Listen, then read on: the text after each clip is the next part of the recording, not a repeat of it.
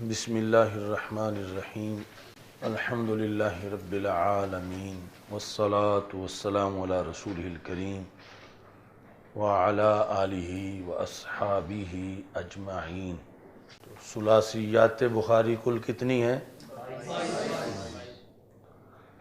ان میں سے حنفی شیوخ سے جو امام بخاری نے روایت کی وہ کتنی ہیں؟ وہ کون کون سے حنفی شیوخ ہیں؟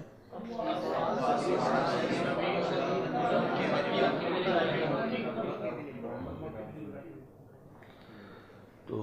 یہ ہے تعلیقات القاری علی ثلاثیات البخاری، یعنی ان 22 حدیثوں کی علیحدہ شرح جو ملا علی قاری نے کی ہے۔ تعلیقات القاری علی ثلاثیات البخاری، اس کے اندر یعنی ان کے جو حنفی شیوخ ہیں ان کا سارا تذکرہ اور پھر حدیث شریف کی شرح ہر حدیث کی، جو یہ 22 حدیثیں ہیں۔ یہ کتاب پہلے صرف اس کا تذکرہ ملتا تھا، پھر میں جب جاتا رہا ہوں باہر تو مسلسل تلاش تھی، پھر یہ ڈھونڈی۔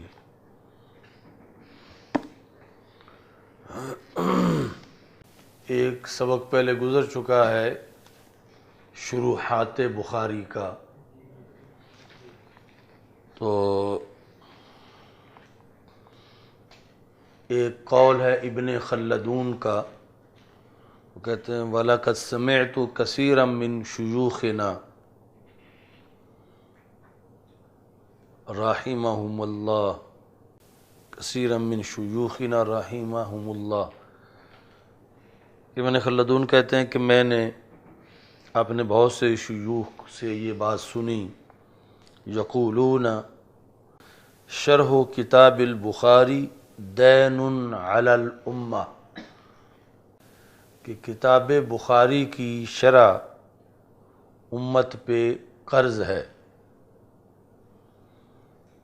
یعنی بخاری شریف کی شرح امت پر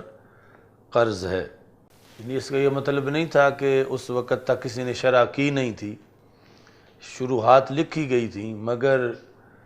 اس کے باوجود یہ مانا جاتا تھا کہ کسی نے بھی شرح لکھنے کا حق ادا نہیں کیا،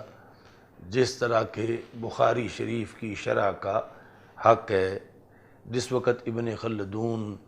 یہ لکھ رہا تھا اس سے پہلے کی ساری شروحات کے لحاظ سے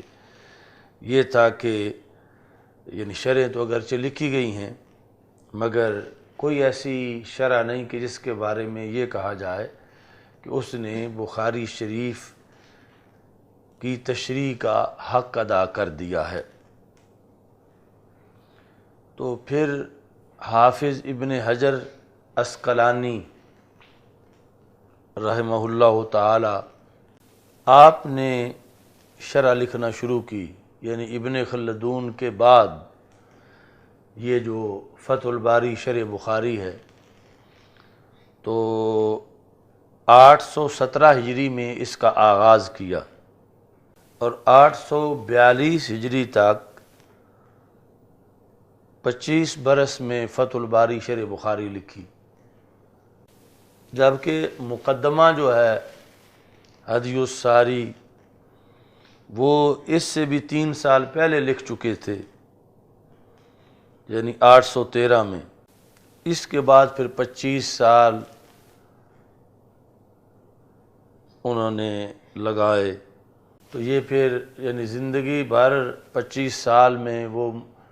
مسلسل اضافے کرتے رہے مزید اپنی شرح کے اندر۔ جب مکمل فتح الباری لکھی گئی اور پھر علماء نے اس کو پڑھا تو ابن حجر عسقلانی کے شاگرد ہیں حافظ سخاوی، تو حافظ سخاوی نے پھر یہ کہا کہ ابن خلدون نے جس قرض کا ذکر کیا تھا کہ امت پر قرض ہے کہ صحیح بخاری کی کوئی جامع شرح لکھیں، تو حافظ سخاوی نے کہا کہ ہمارے استاذ محترم نے امت کی گردنوں سے وہ قرض اتار دیا ہے۔ یہ اس میں لکھنا ہے جو شروحات کا باب ہے، اس کے اندر یعنی شروحات پر اگرچہ پہلی سب سے شرح تو امام خطابی کی ہے، تو سب سے جامع جو ہے وہ یہ ہے، اور پھر فقہ حنفی کے لحاظ سے سب سے عمدہ جو ہے وہ عمدۃ القاری شرح بخاری ہے۔ کتنی عادات بخاری ہو گئی ہیں؟ 12ویں۔ ایراد المعلقات، کہ امام بخاری رحمہ اللہ تعالی حدیث مرفوع مسند کے علاوہ آپ نے معلقات کو بھی بخاری شریف میں روایت کیا ہے۔ تو اس کے ساتھ وہ لگانی ہے بحث جو تعلیقات بخاری کی بحث پہلے گزر چکی ہے کہ صیغہ جزم کے ساتھ ذکر ہوگا یا صیغہ جزم کے ساتھ ذکر نہیں ہوگا، اور اس کے علاوہ بھی ابھی ایک بحث ہے۔ اچھا جی، تو امام بخاری رحمہ اللہ تعالی جو تعلیقات لاتے ہیں تو اس میں آپ کی کئی اغراض ہیں۔ نمبر 1، استشہاد، لغوی معنی ہے گواہی طلب کرنا،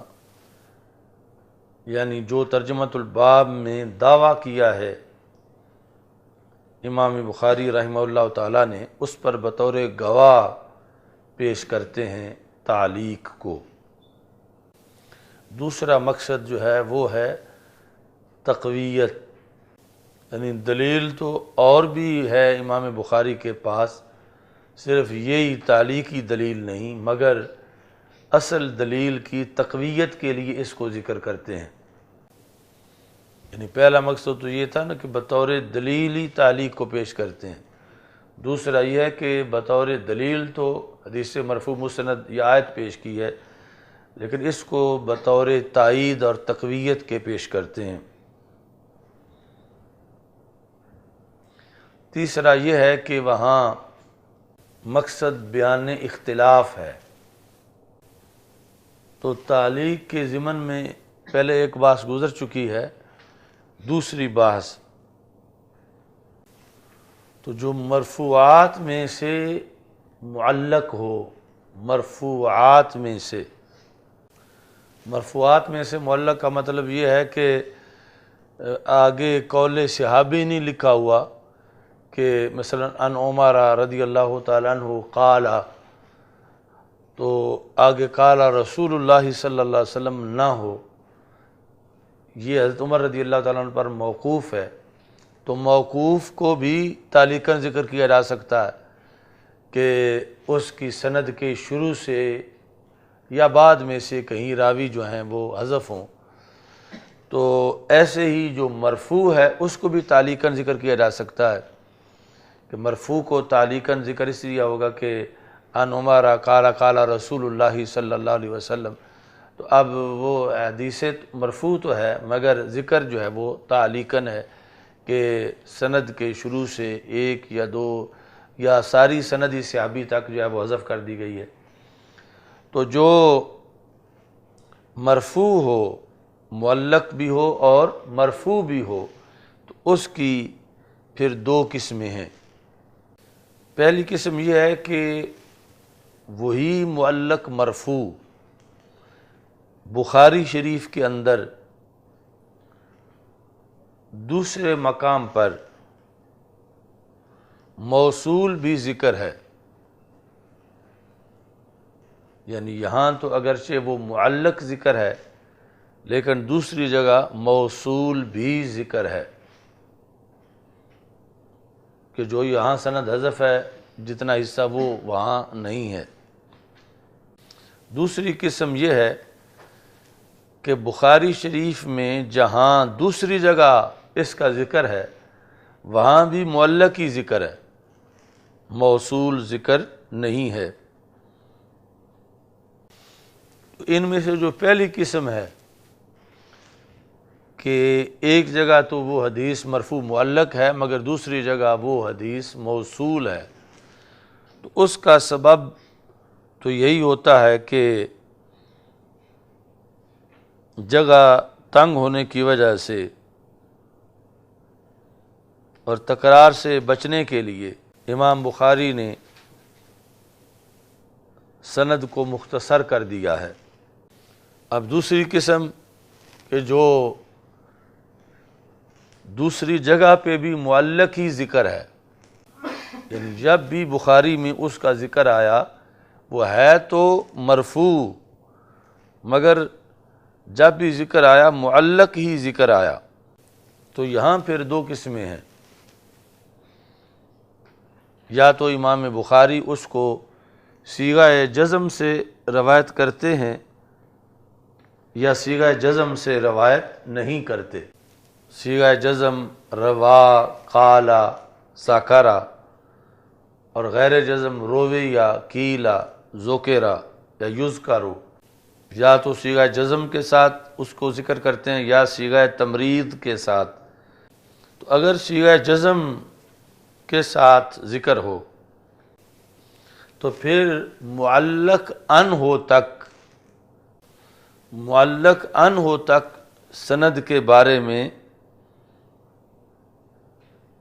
یہی کہا جائے گا کہ وہ صحیح ہے۔ معلق ان ہو کا مطلب یہ ہے کہ جہاں تک سند حذف کی گئی ہے اور آگے جو نام پہلا سند میں موجود ہے وہ ہے معلق ان ہو، تو معلق ان ہو تک جتنی بھی سند حذف ہے، خواہ شروع میں سے، درمیان میں سے، آخر تک، تو معلق ان ہو سے پہلے جتنی بھی سند حذف ہے، اگر صیغہ جزم کے ساتھ ذکر کیا ہے امام بخاری رحمۃ اللہ علیہ نے، تو اس سے مستفاد یہی ہوگا کہ یہ سند صحیح ہے۔ لیکن آگے دو قسمیں ہیں اس کی، کہ اس کے جو بڑے بڑے رجال ہیں حذف شدہ سند کے اندر، وہ امام بخاری کی شرط کے مطابق ہیں یا شرط کے مطابق نہیں۔ تو اب یہاں پر اگر وہ شرط کے مطابق ہیں لیکن پھر بھی امام بخاری نے اس سند کو، حدیث کو معلق ذکر کیا ہے، موصول ذکر نہیں کیا، تو اس کا سبب یہی ہے کہ دوسری جگہ جب پوری سند ذکر کی ہوئی ہے تو اس کی بنیاد پر اب استغنا ہے اس سے کہ پھر سند ذکر کی جائے پوری، تو اختصار کے پیش نظر امام بخاری جو ہیں اسے تعلیقاً ذکر کر دیتے ہیں۔ اور اس کی دوسری قسم کہ اگر وہ جو سند محذوف ہے اس کے جو بڑے رجال ہیں وہ امام بخاری کی شرط پر نہیں، تو پھر جو ہے وہ اس لیے حذف کر دیتے ہیں کہ وہ امام بخاری نے یا تو وہ سنی نہیں اپنے کسی شیخ سے، یا وہ راوی امام بخاری کی شرط پہ پورا نہیں اترتے۔ مثلا کتاب الوکالہ جو ہے، کتاب الوکالت، کتاب الوکالہ، اس کے اندر امام بخاری لکھتے ہیں قال عثمان بن الہیثم حدثنا عوف حدثنا محمد بن سیرین عن ابی ہریرہ رضی اللہ تعالی عنہ۔ یہ جو حضرت ابو ہریرہ رضی اللہ تعالیٰ عنہ کو صدقہ فطر کی نگرانی کے لیے رسول پاک صلی اللہ علیہ وسلم نے کھڑا کیا تھا، اور پھر شیطان کے آنے کا جو قصہ ہے وہاں پر، تو یہ حدیث شریف کتاب الفضائل میں بھی ذکر کی، فضائل قرآن کے اندر بھی امام بخاری رحمہ اللہ تعالیٰ نے، لیکن کسی جگہ بھی یہ نہیں کہا حدثنا عثمان، بلکہ قال عثمان سے ہی روایت کیا۔ تو اب یہاں پر بھی یہ ہوگا کہ امام بخاری نے یہ اپنے شیخ سے سنی نہیں ہے، ایک جگہ بھی قال فلان ذکر کیا ہے اور دوسری جگہ بھی قال فلان سے ہی اس کو روایت کر دیا ہے۔ تو ایک جگہ قال فلان جو ہے وہاں درمیان میں امام بخاری اور قال فلان کے درمیان واسطہ نہیں ہے، دوسری جگہ امام بخاری اور قال فلان کے درمیان واسطہ ہے۔ تو جہاں امام بخاری اور قال فلان کے درمیان واسطہ ہے تو اب ظاہر ہے کہ وہ تعلیق ہے، اور یہاں حذف کرنے کی وجہ سند جتنی تھوڑی سی حذف کی ہے وہ اس کی وجہ یہی بنی ہے کہ امام بخاری کی شرط پر وہ پورا نہیں اترتا۔ تو پہلے جو لکھائی تھی بحث اس لحاظ سے وہ مختصر تھی، تعلیق کے لحاظ سے وہ صرف اتنی تھی کہ صیغہ جزم سے ہوگا ذکر یا صیغہ جزم کے بغیر ہوگا۔ تو اگر تعلیق صیغہ جزم سے کی گئی ہے تو پھر وہ مستند ہے، صحیح ہے، اور اگر صیغہ جزم کے بغیر ہے تو پھر وہ صحیح نہیں ہے، لیکن واہی بھی نہیں ہے کہ بالکل کمزور ہو۔ لیکن اب یہ جو بحث ہے یہ اس پر مشتمل ہے، اور اس کے علاوہ بھی یعنی اس کے اندر اقسام تعلیق کی جو امام بخاری کا طریقہ ہے اس کے مطابق جو ہیں وہ موجود ہیں۔ آگے عادت ہے وہ موقوفات کو ذکر کرنا۔ تو موقوفات کی دو قسمیں ہیں۔ موقوف یعنی یہ مرفوع کے مقابلے میں ہے کہ صحابی رضی اللہ تعالیٰ عنہ تک بات جا کر رک جاتی ہے، آگے وہ یہ نہیں کہتے کہ سمیت رسول اللہ صلی اللہ علیہ وسلم، انہی پر جا کے بات ٹھہر جاتی ہے۔ تو دو قسمیں یہ ہیں کہ ایک تو وہ ہے کہ جس کے صحیح ہونے کا امام بخاری کو جزم ہے، اس کی سند کے صحیح ہونے کا، اور دوسری وہ ہے کہ جس کے صحیح ہونے کا امام بخاری کو جزم نہیں ہے۔ تو جس کے بارے میں امام بخاری کو اس کے صحیح ہونے کا جزم ہے، یعنی ہے موقوف اور امام بخاری کو اس کے صحیح ہونے کا جزم ہے۔ اس کی پھر آگے دو قسمیں ہیں کہ صحیح ہونے کے ساتھ ساتھ وہ امام بخاری کی شرط پہ ہے یا شرط پہ نہیں ہے، اور دوسری طرف کہ جس کے بارے میں امام بخاری کو جزم نہیں ہے۔ جزم نہیں ہے یعنی اس وجہ سے جزم نہیں ہے کہ اس کی سند کمزور ہے یا سند کے اندر انقطاع ہے، اسناد میں ضعف ہے یا اسناد میں انقطاع ہے، لیکن وہ ضعف یا انقطاع جو ہے یہ نقصان کسی طرح پورا ہو چکا ہے۔ پورا ہونے کے دو طریقے ہیں، یا تو وہی بات کسی اور سند سے ثابت ہو چکی ہے، یا پھر یہ ہے کہ جہاں وہ موقوف ہے یعنی جس کا وہ قول ہے، مثلا قول تابعی ہے یا قول صحابی ہے، اس قائل کے لحاظ سے وہ درجہ مشہور میں وہ بات پہنچ چکی ہے۔ تو اس بنیاد پر امام بخاری رحمۃ اللہ علیہ نے اس کو موقوفاً ذکر کر دیا ہے، اگرچہ جزم نہیں تھا۔ تو یہ جو موقوفات ہیں جو امام بخاری نے بخاری شریف میں جن کی جگہ رکھی ہوئی ہے، یہ موقوفات دو طرح کے ہیں،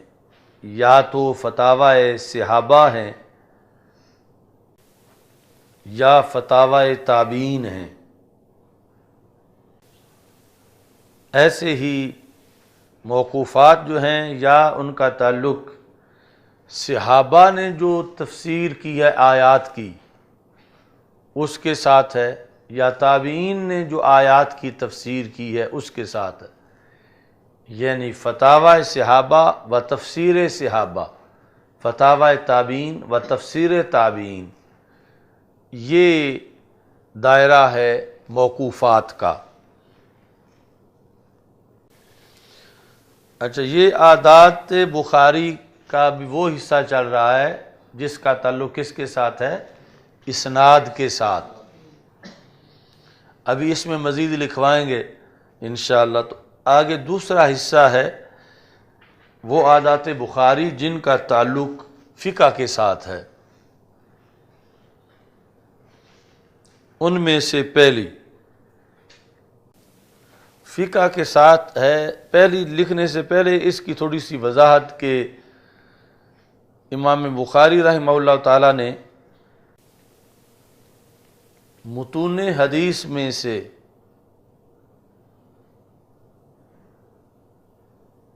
اپنے فہم ثاقب کے ذریعے سے بہت سے معانی اور بہت سے احکام کا استخراج کیا۔ ایک ہی حدیث سے مسائل کثیرہ اخذ کیے اور انہیں پھر مختلف ابواب میں تقسیم کر دیا۔ ایسے امام بخاری رحمۃ اللہ علیہ نے آیات قرآنیہ کا ذکر کیا اور ان سے بھی احکام اخذ کیے۔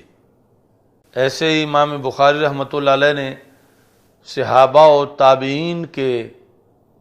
فیصلے ذکر کیے، جس سے امام بخاری نے اپنا جو موقف اختیار کیا تھا اس پر انہیں بطور دلیل پیش کیا، یا بیان اختلاف کے طور پر ان کا ذکر کیا، یا یہ ہے کہ مقصد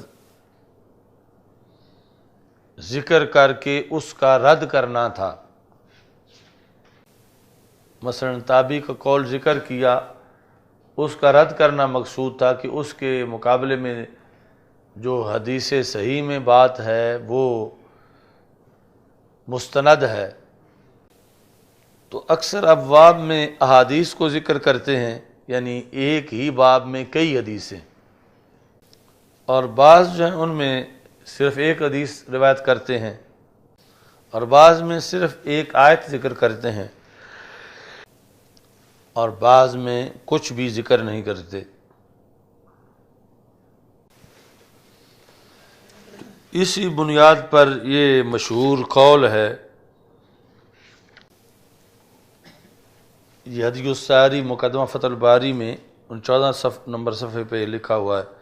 فقہ البخاری فی تراجمہ،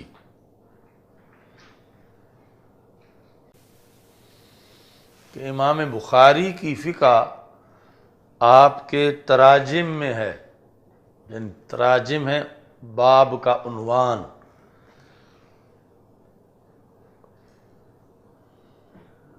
تو بخاری شریف میں حدیث بھی ہے اور فقہ بھی ہے، اور فقہ جو عنوانات ہیں ابواب کے وہ فقہ ہیں۔ فقہ کس کی؟ امام بخاری کی، فقہ البخاری فی تراجمہ۔ اب عادت نمبر 1 فقہ کے لحاظ سے، تو ایک تو ہے نا کہ ترجمۃ الباب کی بحث، جس کے بارے میں کافی لکھوایا جا چکا ہے اور کافی ابھی باقی ہے۔ دوسرا ہے کہ جو بخاری شریف کے اندر کتب ہیں، یعنی کتاب الصلاۃ، کتاب الزکوٰۃ، پھر ہر کتاب کے اندر پھر ابواب ہیں، تو کتب کے لحاظ سے امام بخاری رحمہ اللہ تعالیٰ کی یہ عادت ہے کہ جب نئی کتاب کوئی شروع کرتے ہیں، اگر اس کتاب کے مناسب کوئی آیت قرآن ہو تو پھر اس آیت قرآن سے اس کتاب کو شروع کرتے ہیں، یعنی حدثنا یا اخبارنا سے کوئی حدیث ذکر کرنے سے پہلے، جس طرح کہ جلد نمبر 1 سے نکالیں اب صفحہ نمبر 274، تو یہ لکھا ہوا کتاب البیوع لکھا ہے نا درمیان میں، تو کتاب البیوع اور باب ما جاء فی قول اللہ تبارک و تعالی، اس کے درمیان کتاب البیوع کے ہیڈنگ اور باب کے ہیڈنگ کے درمیان لکھا ہے وَأَحَلَّ اللَّهُ الْبَيْعَ وَحَرَّمَ الرِّبَا۔ تو یہ ہے کہ جب نئی کتاب شروع کرتے ہیں تو اس کتاب کے مناسب اگر کوئی آیت ہو، باب سے پہلے ہی اس آیت کا ذکر کر دیتے ہیں۔ اب باب جو ہے وہ بعد میں ذکر ہے، تو کتاب البیوع کہنے کے بعد فوراً اس آیت کا ذکر ہے، پھر باب ہے، اور باب کے بعد پھر جو باب کو ثابت کرنے والی آیات ہیں، یا خود یہاں جو ہے وہ ترجمۃ الباب خود آیت ہے، اور آگے پھر جو ہے وہ احادیث کا ذکر کیا گیا ہے۔ تو یہ صرف اس میں نہیں، باقی بھی یعنی کئی کتابیں ایسی ہیں کہ جہاں پر پہلے کتاب ذکر کرنے کے بعد فوراً آیت کا ذکر کیا گیا ہے۔ اگلی عادت کہ جس وقت امام بخاری رحمہ اللہ تعالی ترجمۃ الباب کا ذکر کرتے ہیں، تو اگر اس ترجمۃ الباب کو ثابت کرنے والی کوئی آیت ہو تو سب سے پہلے اس آیت کو ذکر کرتے ہیں، اس کے بعد پھر حدیث مرفوع متصل کو ذکر کرتے ہیں۔ تیسرے نمبر پر اثر صحابی رضی اللہ تعالیٰ عنہ کو ذکر کرتے ہیں، یعنی قول صحابی۔ اگر قول صحابی اس مسئلے پر نہ ملے تو پھر فتویٰ تابعی ذکر کرتے ہیں۔ اگلی عادت کہ کبھی جو ہے وہ جب ترجمۃ الباب قائم کرتے ہیں تو اس کے بعد آیت کا ذکر کرتے ہیں، اور آیت کے بعد جو ہے وہ یا تو حدیث معلق کا ذکر کرتے ہیں یا قول صحابی کا ذکر کرتے ہیں۔ اب یہاں جو حدیث مسند کا ذکر نہیں کرتے اس عادت کے مطابق، یعنی کچھ ابواب کی تعداد ایسی ہے کہ جہاں شروع میں آیت کا تو ذکر ہے، آگے حدیث مسند کا ذکر نہیں ہے، بلکہ حدیث معلق کا ذکر ہے یا قول صحابی کا ذکر ہے، تو اب یہاں حدیث مسند نہ لکھنے کی کئی وجوہات ہیں۔ نمبر 1 کہ امام بخاری رحمہ اللہ تعالیٰ کو ان کی شرط کے مطابق کوئی حدیث مسند اس موضوع پہ نہیں ملی، یا یہ ہے کہ امام بخاری رحمہ اللہ تعالیٰ طلباء کو مشق کرانا چاہتے ہیں کہ اس ترجمۃ الباب کو ثابت کرنے والی حدیث مرفوع مسند امام بخاری دوسری جگہ ذکر کر چکے ہیں، اور یہاں جان بوجھ کے اس کو چھوڑ رہے ہیں تاکہ کتاب پڑھنے والے خود وہ ڈھونڈیں کہ جہاں حدیث مرفوع مسند اس بارے میں موجود ہے۔ اگلی عادت کہ کبھی کبھی امام بخاری رحمہ اللہ تعالی ترجمۃ الباب قائم کرنے کے بعد، یعنی ترجمۃ الباب ہی آیت کا قائم کرتے ہیں۔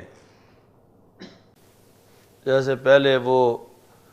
ایک مثال اس کی لکھوائی تھی ترجمۃ الباب ہی آیت کا بناتے ہیں اور اس کے بعد کچھ بھی ذکر نہیں کرتے، نہ کوئی حدیث نہ کوئی قول صحابی۔ تو اس میں گویا کہ یہ اشارہ مقصود ہوتا ہے